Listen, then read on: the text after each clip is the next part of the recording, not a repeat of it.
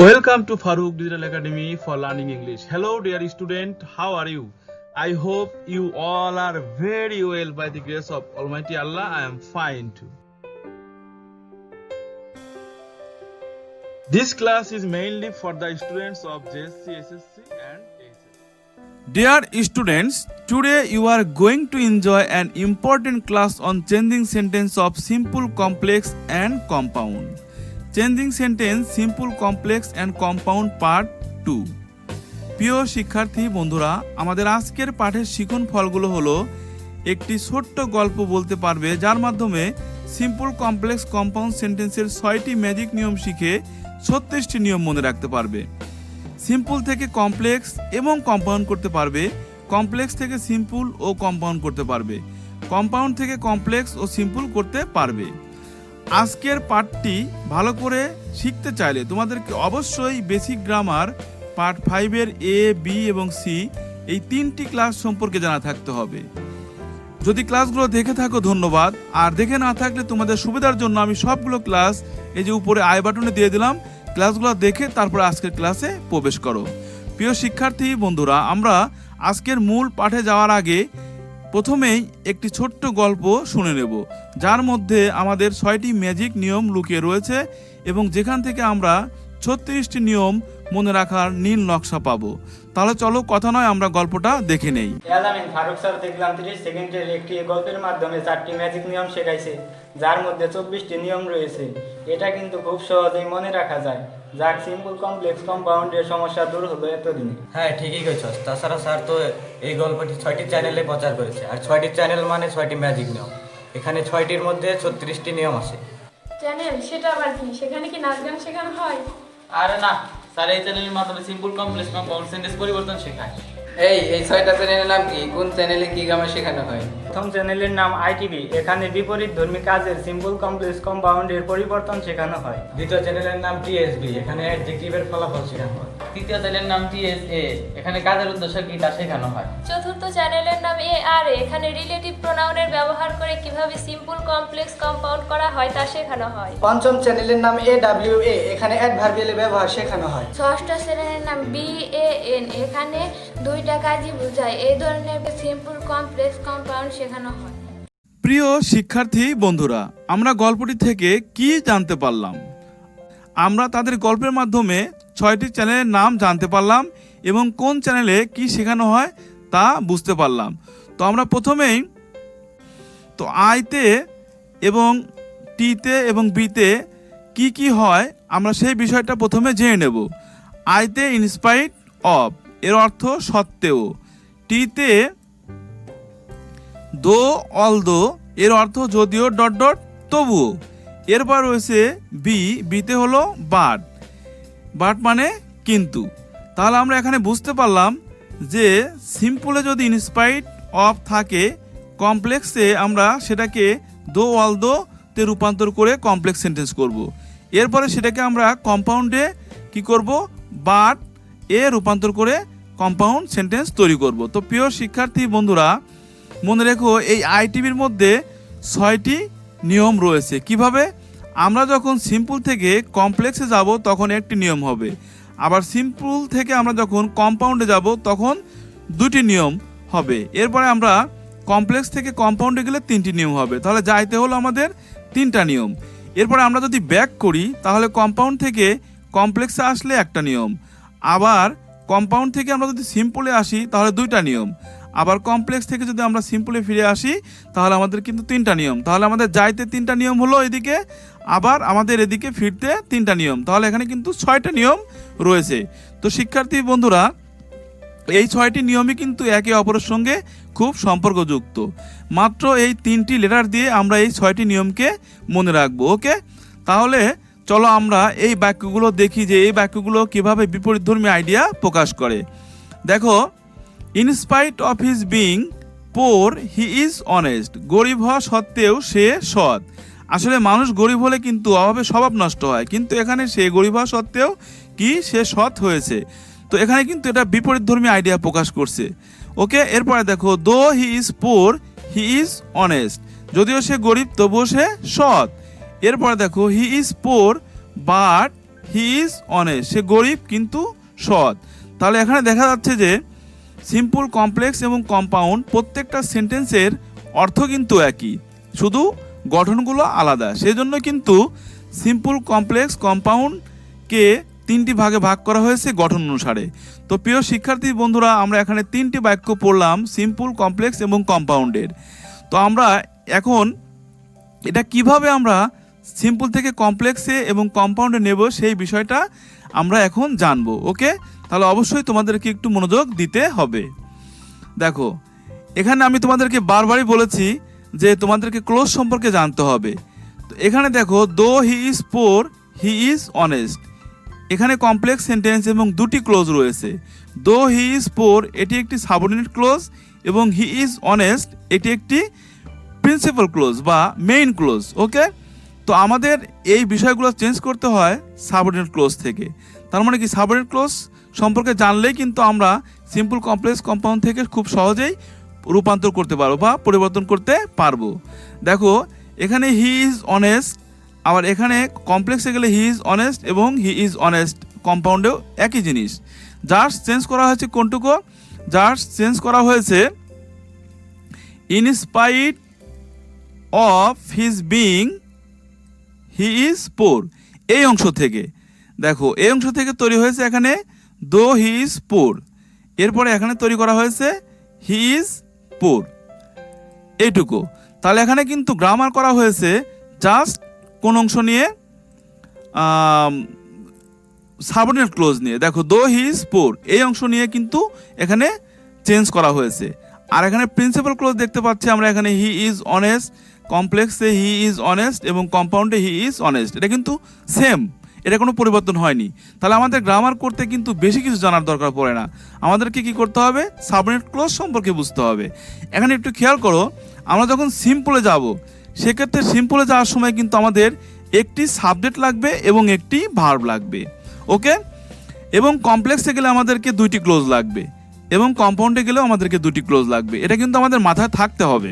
আচ্ছা, এখন দেখো, আমরা এই simple sentence in spite of his being poor এই অংশ থেকে আমরা এখানে একটা ক্লোজ তৈরি করব, যেটা হবে সাবঅর্ডিনেট ক্লোজ। তাহলে অটোমেটিক্যালি আমাদের বাক্যটা সিম্পল থেকে কমপ্লেক্সে চলে যাবে। এখন দেখো, এই কাজটা করতে এই আইটিভি এই 3টা লেটার আমাদেরকে সাহায্য করবে। দেখো, সিম্পলে আছে ইনস্পাইট অফ, ইনস্পাইট অফ, এটা আমরা যখন কমপ্লেক্সে যাব তখন টি দিয়ে করতে হয়, মানে কি দো অলদো দিয়ে করতে হবে। ওকে, তাহলে এখন দেখো, আমরা ইনস্পাইট অফ এর পরিবর্তে এখানে দো ব্যবহার করলাম। ওকে, এরপর দেখো, এখানে হিজটাকে আমরা কি করলাম, সাবজেক্ট রূপান্তর করে দিলাম, কারণ আমাদেরকে ক্লোজ তৈরি করতে হবে, আর ক্লোজ তৈরি করতে গেলে সাবজেক্ট লাগবে। ওকে, তাহলে আমরা হিজকে হি করে দিলাম, আর বিংটা এখানে আইএনজি ফর্ম রয়েছে, সেটাকে আমরা বেস ফর্ম করে দিলাম, এম ইজ আর বা ওয়াজ ওয়ার। তাহলে আমরা প্রেজেন্টের ক্ষেত্রে এম ইজ আর দেবো, পাস্টের ক্ষেত্রে ওয়াজ ওয়ার দেবো। তো যেহেতু মেইন ক্লোজটা প্রেজেন্ট টেন্সে রয়েছে, সেজন্য আমরা এখানে এই বিংটাকে আইএনজি ফর্ম তুলে দিয়ে প্রেজেন্ট ফর্ম বানিয়ে দেবো। তাহলে প্রেজেন্ট ফর্ম বানিয়ে দিলে বিং এর প্রেজেন্ট ফর্মে আসবে এম ইজ আর, আর পাস্ট ফর্মে থাকে ওয়াজ ওয়ার। তো যেহেতু আমাদের এখানে প্রিন্সিপাল ক্লোজটা প্রেজেন্ট ইন্ডিপেন্ডেন্ট টেন্সে আছে, সেজন্য আমরা একটা কি করলাম, ইজ করে দিলাম। ওকে, এরপরে দেখো, আমরা এখানে এই যে এক্সটেনশন ছিল পোর, সেখান থেকে শুরু করে আমরা একবারে শেষ পর্যন্ত দিয়ে দিলাম, এখানে যা যা ছিল সব এখানে দিয়ে দিলাম। তাহলে আমরা জাস্ট তৈরি করলাম in spite of his being poor, এই অংশ থেকে আমরা দো হি ইজ পোর এই অংশটা তৈরি করলাম। তাতে কি হলো, আমাদের কমপ্লেক্স সেন্টেন্স হয়ে গেল, এবং এখানে এই যে মেইন ক্লোজটা এখানে জাস্ট দিয়ে দিলাম, কমপ্লেক্স সেন্টেন্স হয়ে গেল। তো প্রিয় শিক্ষার্থী বন্ধুরা, তাহলে আমরা কিন্তু সহজেই বুঝতে পারলাম যে কীভাবে আমরা সিম্পল সেন্টেন্স থেকে কমপ্লেক্সে গেলাম। ওকে, এরপরে দেখো, কম্পাউন্ডে যাওয়া আরও সহজ। আমরা কম্পাউন্ডে যখন যাব, তখন জাস্ট এই দো অলদো তুলে দিয়ে এই যে কমপ্লেক্স সেন্টেন্স যে এখানে কমা রয়েছে, এই কমার এখানে আমরা কি করব, বাট ব্যবহার করব। তাহলে আমাদের বাক্যটা দেখো, এখানে কি হবে, হি ইজ পোর, এটা আমরা নিলাম হি ইজ পোর, এরপরে কমা তুলে দিয়ে আমরা কি করলাম, বাট দিলাম, এরপরে হি ইজ অনেস্ট, এটা মেইন ক্লোজ ছিল, এখানে আমরা দিয়ে দিলাম। তাহলে আমাদের বাক্যটা দাঁড়ালো he is poor but he is honest, সে গরিব কিন্তু সৎ। তাহলে আমরা কিন্তু খুব সহজেই কি করলাম, দো অলদোর পরিবর্তে কমার এখানে বাট ব্যবহার করলাম, বাক্যটা কম্পাউন্ড হয়ে গেল। তো প্রিয় শিক্ষার্থী বন্ধুরা, তাহলে আমরা কিন্তু সিম্পল থেকে কমপ্লেক্সে এবং কম্পাউন্ডে চলে গেলাম। এবার দেখো আমরা যখন যেতে পারবো তখন কিন্তু অটোমেটিক্যালি আমরা ব্যাকও করতে পারবো। ওকে, কিভাবে দেখো, আমরা এই বারটা তুলে দিয়ে, এই যে বার রয়েছে বারটা তুলে দিয়ে আমরা বাক্যের প্রথমে দোয়াল দো দিয়ে দেবো এবং বার যেখানে থাকবে সেখানে আমরা কমা দিয়ে দেবো। ওকে, তাহলে আমরা কিন্তু সহজেই কম্পাউন্ড থেকে কমপ্লেক্সে ফিরে আসতে পারবো।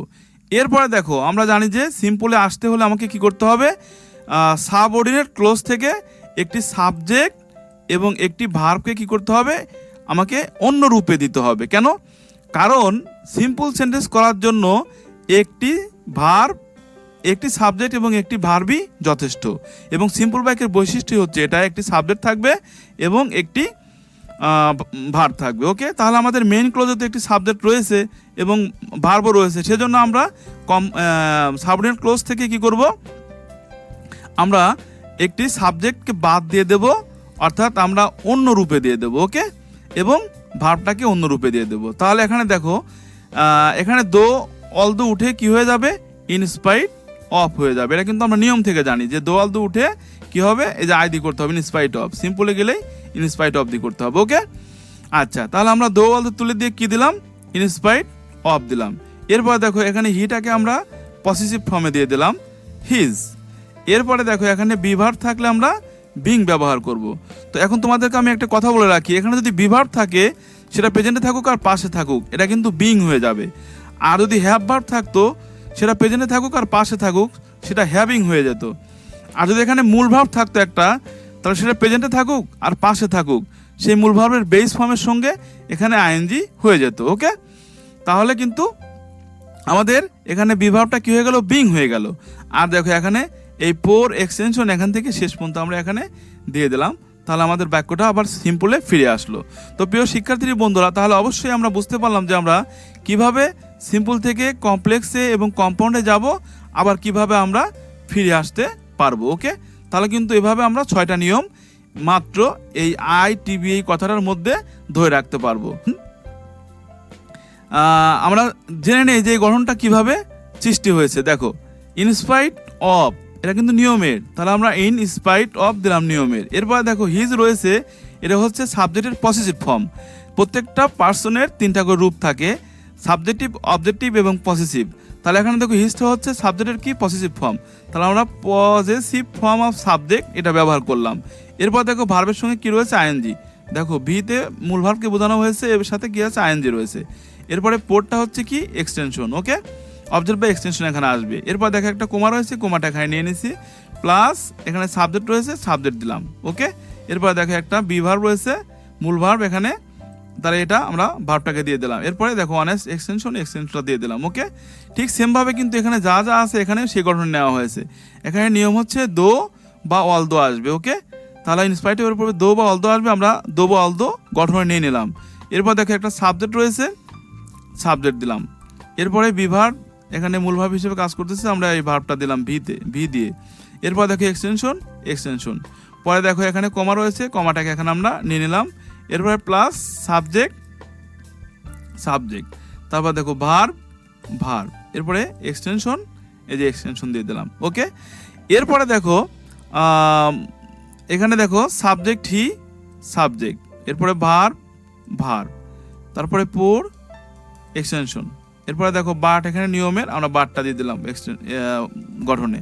এরপর দেখো আবার সাবজেক্ট, তারপরে ভার্ব, তারপরে এক্সটেনশন। তার মানে কি, সিম্পলে আমরা দেখতে পাচ্ছি 2টা ক্লোজ থাকে, এখানে একটা ক্লোজ এবং ক্লোজের মধ্যে সাবজেক্ট ভার্ব থাকে, আবার এখানে একটা ক্লোজ, মেইন ক্লোজ। আবার এখানে কম্পাউন্ডে কিন্তু 2টা ক্লোজ থাকে, এ একটা মেইন ক্লোজ এবং এই একটা মেইন ক্লোজ, এখানে 2টাই মেইন ক্লোজ থাকে। তো প্রিয় শিক্ষার্থী বন্ধুরা, তাহলে আমরা গঠনটা বুঝে নিলাম।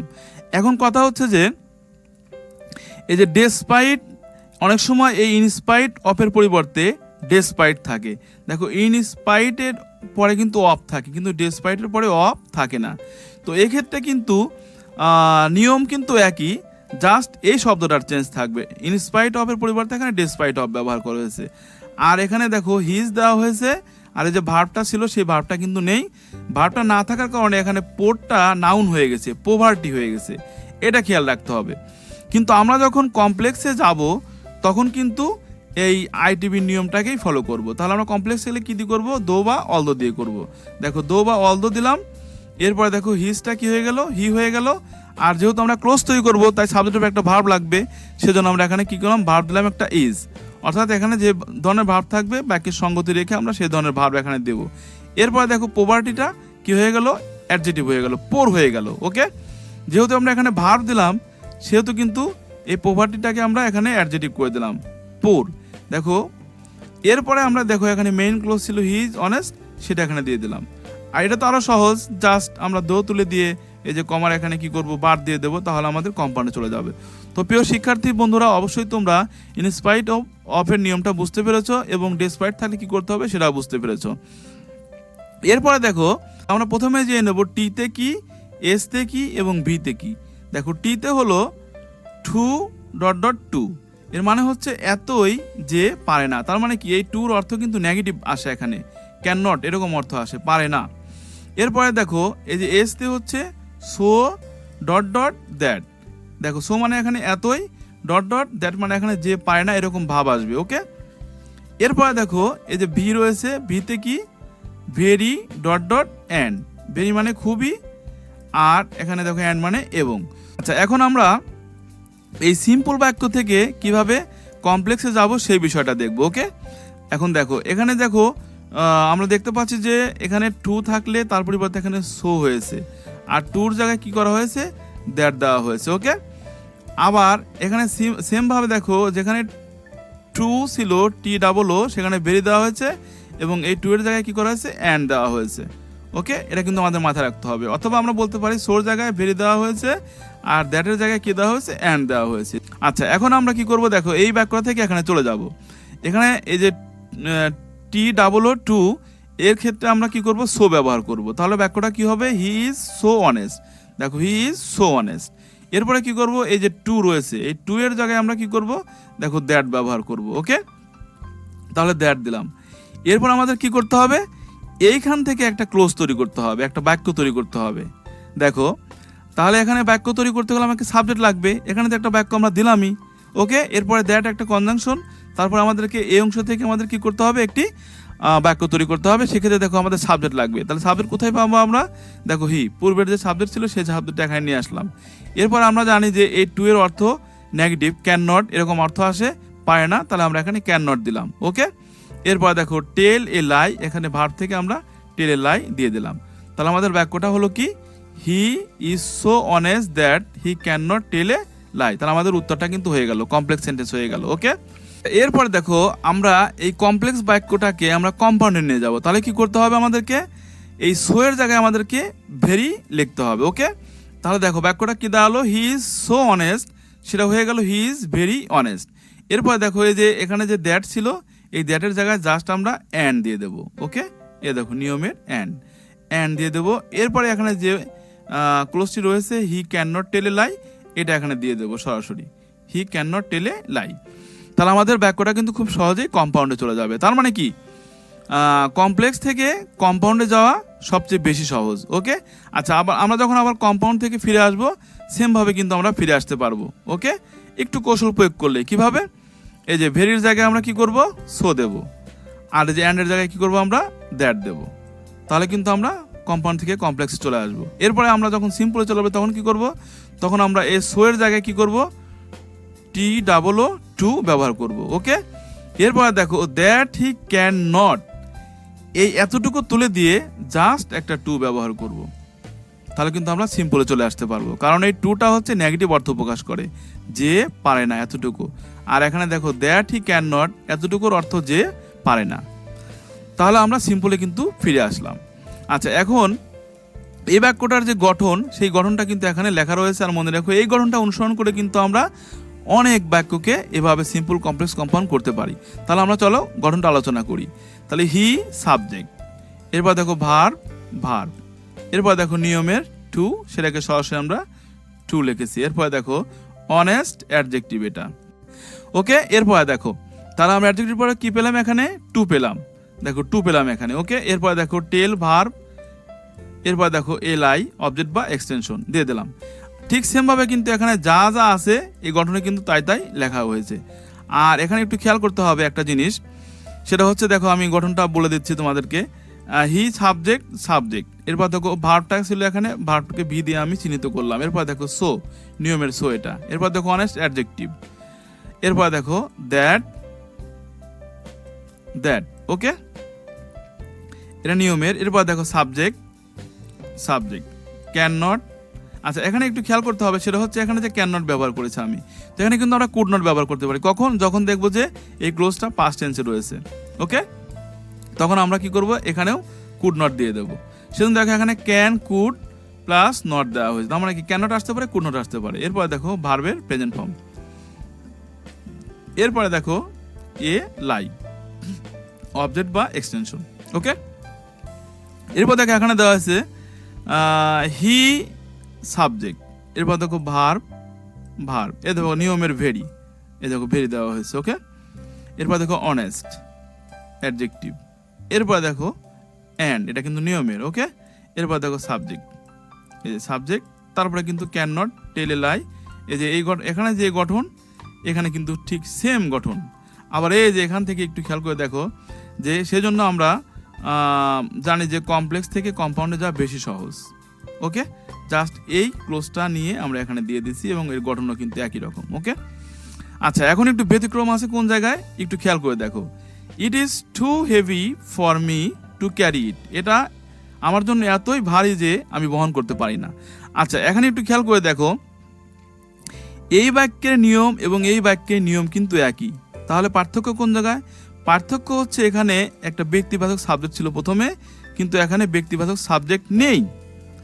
আচ্ছা ব্যক্তিবাচক সাবজেক্ট না থাকার কারণে এখানে এ বাক্যের মধ্যে অ্যাডজেক্টিভের পরে ফর মি এই ব্যক্তিবাচক অবজেক্টটি চলে এসেছে অতিরিক্ত, যা এখানে এই যে অনেস্টের পরে ছিল না। দেখো অনেস্টের পরে ছিল হচ্ছে টু প্লাস ভার্বের প্রেজেন্ট ফর্ম, দেখো এখানেও কিন্তু টু প্লাস ভার্বের প্রেজেন্ট ফর্ম আছে, কিন্তু তার আগে যে অ্যাডজেক্টিভের পরে ফর মি এই ব্যক্তিবাচক অবজেক্টটি চলে এসেছে, ওকে। তাহলে এখন আমরা যখন এখান থেকে এই বাক্য থেকে কমপ্লেক্সে গিয়েছিলাম তখন কিন্তু এই সাবজেক্টটা কিন্তু আমরা পূর্বের সাবজেক্ট থেকে নিয়ে এসেছিলাম, ওকে। তাহলে এখন আমরা কিন্তু যখন কমপ্লেক্সে যাব এখানে, তখন এই সাবজেক্ট থেকে কিন্তু এই সাবজেক্ট আনতে পারবো না। তাহলে কোন সাবজেক্ট আনবো? সেটা আনবো আমরা এই যে ফরের পরে যে অবজেক্ট থাকবে সেই অবজেক্টকে আমরা এখানে সাবজেক্ট করে দেব। এইটুকুই কিন্তু পার্থক্য, তাছাড়া কিন্তু এই পূর্বে যে নিয়ম দেখালাম আমি, এখানে এই বাক্যের যে নিয়ম, এখানে কিন্তু সেম জিনিস, কোনো পার্থক্য নেই। আশা করি নিশ্চয় বুঝতে পেরেছো। দেখো এখানে ইট ইজ সো হেভি, আমরা দেখো এখানে টুর জায়গায় কি করলাম, সো দিলাম, ওকে। আর দেখো এখানে অ্যাডজেক্টিভ পরে আমরা কি করলাম, দ্যাট দিলাম গঠন অনুসারে, অ্যাডজেক্টিভ পরে কিন্তু দ্যাট আছে। এরপরে দেখো দ্যাটের পরে কি আসবে, আমাদের সাবজেক্ট আসবে। তাহলে সাবজেক্ট কোথায় পাবো? এই যে ফরের পরে যে অবজেক্টটা রয়েছে ওই অবজেক্ট থেকে আমরা, মেয়ের সাবজেক্ট কি আই, ওকে। এরপরে দেখো গঠনে কিন্তু ক্যান কুড প্লাস নট রয়েছে, তাহলে আমরা ক্যান নট দিয়ে দিলাম এখানে, ওকে। এরপরে দেখো যে ভার্ব থেকে শেষ পর্যন্ত ক্যারি ইট, ওকে। এটা তারও সহজ, জাস্ট আমরা কি করব, সো এর জায়গায় এখানে কি ভেরি দেব এবং দ্যাটের জায়গায় কি করব আমরা, অ্যান্ড দেব। তো প্রিয় শিক্ষার্থী বন্ধুরা, আশা করছি যে তোমরা টিএসভির এই নিয়মটা বুঝতে পেরেছো। এরপরে দেখো তৃতীয় চ্যানেলের নাম হচ্ছে টিএসএ। একটু খেয়াল করো, টিএসভি ছিল 2 নম্বর চ্যানেলের নাম, 3 নম্বর চ্যানেলের নাম হচ্ছে টিএসএ। জাস্ট একটা অক্ষরের পার্থক্য, এই যে ভি এর পার্থক্য, আর এখানে দেখো এ, ওকে। তার নামগুলো কিন্তু খুব সহজে আছে, টিএসএ। আচ্ছা এখানে কি হয়, কাজের উদ্দেশ্য প্রকাশ করা হয়, অর্থাৎ আমরা কাজটা করব কেন। তো আমরা প্রথমে জেনে নেব যে টিতে কি, এসতে কি এবং এতে কি। দেখো টিতে হলো টু প্লাস ভার্বের প্রেজেন্ট ফর্ম এবং এটা থাকে কোথায়, মাঝে থাকে। একটা জিনিস মাথায় রাখবে, যেটা মাঝে থাকে, ওকে। এরপর দেখো এসতে কি, এসতে হচ্ছে ছো দ্যাট। একটু খেয়াল করো, আগেটা ছিল হচ্ছে ছো ডট ডট দ্যাট, মাঝখানে ফাঁকা ছিল, কিন্তু এটা কিন্তু সো দ্যাট পাশাপাশি, এখানে মাঝখানে ডট ডট নাই, অন্য কিছু আসবে না। আচ্ছা এরপরে দেখো এতে কি, এতে হলো অ্যান্ড। অনেক সময় আমরা অর্থের সঙ্গতি রক্ষার জন্য সো ব্যবহার করি, ওকে। আচ্ছা এরপরে দেখো, তাহলে এখানে অর্থ প্রকাশ করে ক্রিয়ার সঙ্গে তে আসে এরকম, অথবা জন্যে আসে বা উদ্দেশ্য আসে। দেখো he went to market to buy a book, he went to market, সে বাজারে গেল, to to buy a book, একটা বই কিনতে, দেখো কেনার সঙ্গে তে আসছে, অথবা আমরা বলতে পারি সে বই কেনার জন্য বাজারে গেল বা গিয়েছিল। তো এখানে তার উদ্দেশ্য, কাজের উদ্দেশ্য, আমি বাজারে কেন যাচ্ছি, আমার তার উদ্দেশ্য হচ্ছে বই কেনা, তাহলে এখানে কিন্তু কাজের উদ্দেশ্য প্রকাশ করে, এটা তো আমাদের মাথায় রাখতে হবে। ওকে, আচ্ছা তাহলে আমরা এখন এই বাক্য থেকে এখানে কিভাবে যাব? আচ্ছা, আমাদের বুঝতে হবে যে আমরা যদি দেখি যে এখানে একটি ভার্ব রয়েছে, পরবর্তীতে আরও একটি ইনফিনিটিভ ভার্ব আসবে, এই যে টু প্লাস ভার্ব হচ্ছে ইনফিনিটিভ ভার্ব। ওকে, দেখো এখানে টু রয়েছে এবং ভার্বের প্রেজেন্ট ফর্ম রয়েছে। যদি এরকম আমরা মাঝে একটি, প্রথমে আমরা একটি মেইন ভার্ব দেখব, পরে আবার একটি টু প্লাস ভার্ব দেখব, তাহলে বুঝতে পারবো যে আমরা এটা হচ্ছে টিএস এর নিয়ম এবং এখানে কাজের উদ্দেশ্য প্রকাশ করা হয়, এটা আমরা কিন্তু ধরে নেব এবং আমাদেরকে এটা মনে রাখতে হবে, নইলে কিন্তু আমরা পারবো না। আচ্ছা, এই ধরনের বাক্য তাহলে কি করতে হবে আমাদেরকে? সো দ্যাট দিয়ে করতে হবে, দেখো সো দ্যাট দিয়ে করতে হবে। ওকে, তাহলে সেক্ষেত্রে কি করতে হবে? দেখো হি ওয়েন্ট টু মার্কেট, এখানে কিন্তু একটা বাক্য অলরেডি রয়েছে, এরপর আমাদের কি করতে হবে? এই টু প্লাস ভার্ব থেকে নতুন একটি বাক্য তৈরি করতে হবে, দ্যাট ইজ সাবজেক্ট ক্লজ তৈরি করতে হবে। ওকে, আচ্ছা তাহলে আমাদের কি করতে হবে? টু এর পরিবর্তে আমরা বুঝতে পারছি যে এখানে সো দ্যাট ব্যবহার করতে হবে, এই যে টি উঠে গিয়ে, মানে কি টু উঠে গিয়ে সো দ্যাট ব্যবহার করতে হবে। তাহলে দেখো আমরা এখানে টুকে তুলে দিয়ে সো দ্যাট দিলাম। আচ্ছা, এখন আমাকে একটা ক্লোজ তৈরি করতে হবে, ক্লোজ তৈরি করতে হলে আমাকে কি কি লাগবে? একটি সাবজেক্ট লাগবে, ভার্ব লাগবে। তাহলে এখানে দেখো এখানে কিন্তু ভার্ব একটা রয়েছে, মূল ভার্ব, তাহলে সাবজেক্ট দেবো। সাবজেক্ট কোথায় পাবো? দেখো পুরো বাক্যে রয়েছে হি, তাহলে আমরা হিটা এখানে নিয়ে আসলাম। আর এখানে একটা বিষয় যে এখানে সামর্থ্য বোঝায়, যে আমি বাজারে যাচ্ছি কি বই কেনার, যাতে বই কিনতে পারি, সেজন্য কিন্তু বাজারে যাচ্ছি, সেজন্য এখানে ক্যান কুডের ব্যবহার আসে। আর সেই কারণে এখানে পাস্ট টেন্স থাকার কারণে আমরা এখানে কুড ব্যবহার করলাম। ওকে, এরপরে দেখো এই বাই থেকে এ বুক সবটুকু আমরা এখানে দিয়ে দিলাম, বাই এ বুক। তাহলে আমরা কিন্তু ক্লোজ তৈরির স্বার্থে আমরা এখানে একটা সাবজেক্ট এবং একটা হেল্পিং ভার্ব দিলাম, তাহলে আমাদের একটি ক্লোজ কিন্তু তৈরি হয়ে গেল। ওকে, আচ্ছা তাহলে সেক্ষেত্রে কিন্তু আমাদের দুইটা ক্লোজ হয়ে গেল। হি ওয়েন্ট টু মার্কেট, সে বাজারে গেল, সো দ্যাট, যাহাতে হি কুড বাই এ বুক, একটি বই কিনতে পারে। আচ্ছা, এখন আমরা কমপ্লেক্স থেকে যখন কম্পাউন্ডে যাব, সেটা কিন্তু আরও সহজ ব্যাপার। কিভাবে? দেখো সো দ্যাটের পরিবর্তে আমরা কি ব্যবহার করব? অ্যান্ড সো, বা অ্যান্ড দিলেও হবে। এরপর দেখো আমরা এই বাক্যটাকে যদি আমরা কম্পাউন্ডে নিয়ে যাই, তাহলে কি ঘটে?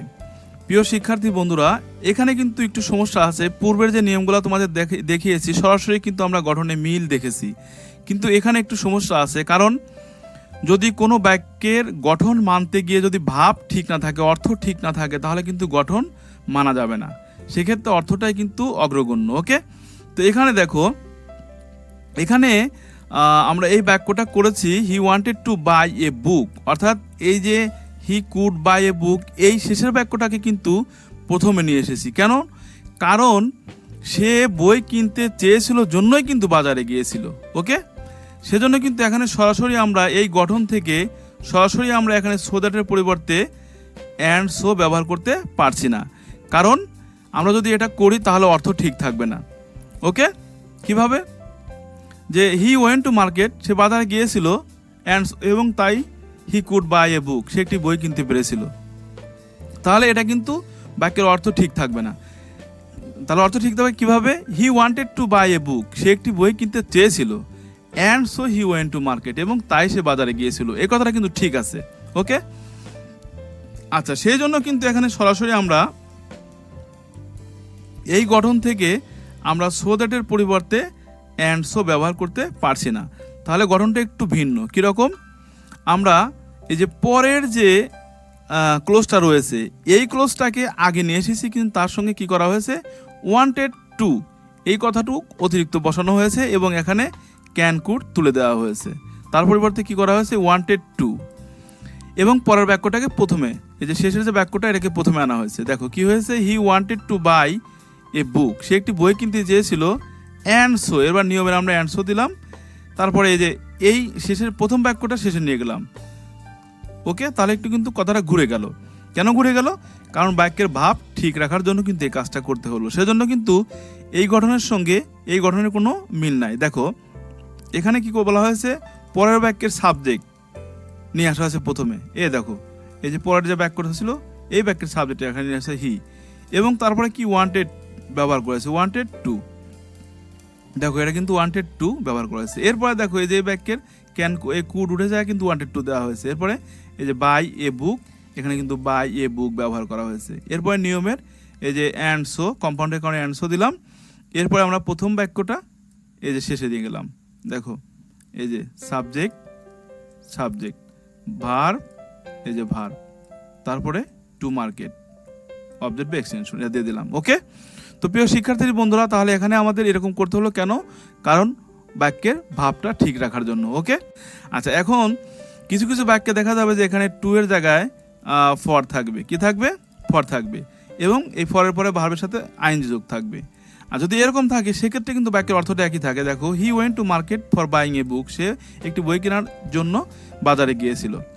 ওকে, সেক্ষেত্রে কিন্তু আমাদেরকে টিএস এর নিয়মেই সো দ্যাট এবং অ্যান্ড সো ব্যবহার করে কমপ্লেক্স এবং কম্পাউন্ড করতে হবে। দেখো, এখানে যেভাবে ছিল এখানে কিন্তু সেইভাবেই আছে, কোনো প্রয়োজন। আবার এখানে যে বাক্যটা যেরকম ছিল এখানে সেই বাক্যটা সেভাবে হয়েছে, মানে কি একই নিয়ম হয়েছে, সেজন্য আমি এটা আলোচনা করলাম না। ওকে, জাস্ট তোমাদের বুঝিয়ে দিলাম যে অনেক সময় টু এর পরিবর্তে ফর প্লাস ভার্বের সঙ্গে আইনি থাকবে।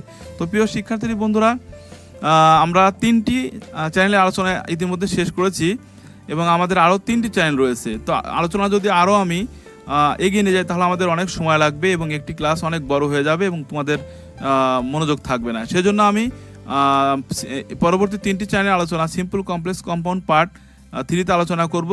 সেই আলোচনাটি দেখার আমন্ত্রণ জানিয়ে আজকের মধ্যে এখানে বিদায় নিচ্ছি। আল্লাহ হাফেজ। আর ভিডিওটা যদি একটুও ভালো লাগে তাহলে অবশ্যই একটি লাইক, কমেন্ট এবং শেয়ার করতে ভুলবে না। আর তুমি যদি আমার চ্যানেলে নতুন হয়ে থাকো তাহলে অবশ্যই ফ্রি সাবস্ক্রাইব করে পাশের বেল আইকনটি বাজিয়ে রাখো। তাহলে কি হবে? পরবর্তী কন্টেন্ট আপলোড করার সঙ্গে সঙ্গে তোমার কাছে নোটিফিকেশন চলে যাবে। See you to my next class.